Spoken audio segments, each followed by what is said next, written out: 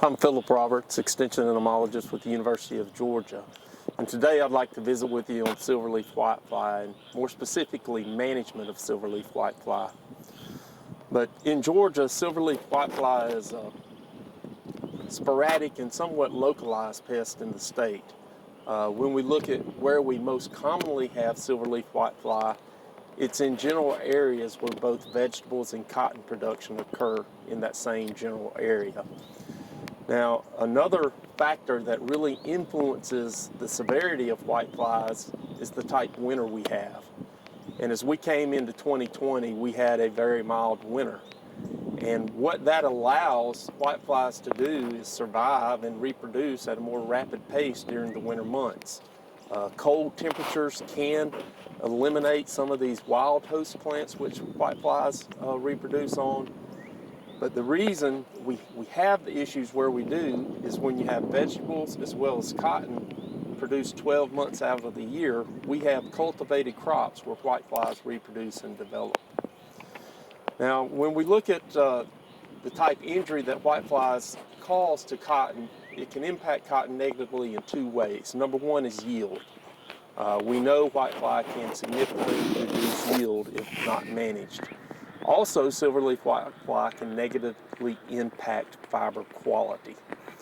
Now, in terms of management, we have a threshold which is established, and it's important for you as growers to understand that our threshold triggers or requires intervention with an insecticide just prior to the period of most rapid population buildup.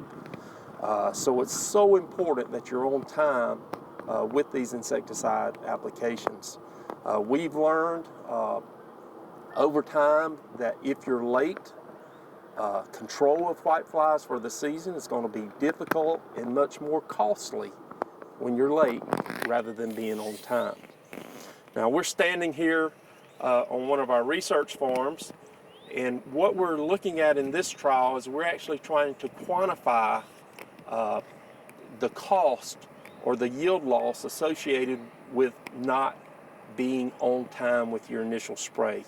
Now, we've been conducting these type trials since 2017. Now, in the outbreak year of 2017, the data we generated indicated that for every week we were late with intervention of an insecticide, we lost about 80 pounds of cotton. So we're repeating that this year. We actually have 2 planting dates. We're conducting the same type trial on a May planted cotton, and also the same type trial on June planted cotton. Now, we know that late planted cotton is going to be much more of a challenge with whiteflies just because these populations build up over time. So this is actually one of our untreated plots, and you'll notice the actual leaves are in a decline. We see this tinginess, this darker color. It's almost a blackish color. This is just a general leaf decline as a result of excessive feeding by the immature whiteflies, which are located on the bottom of the leaf. Ultimately, if you don't control these, we're going to have a premature defoliation, and that's going to greatly impact yield or development of any bolls which are not mature.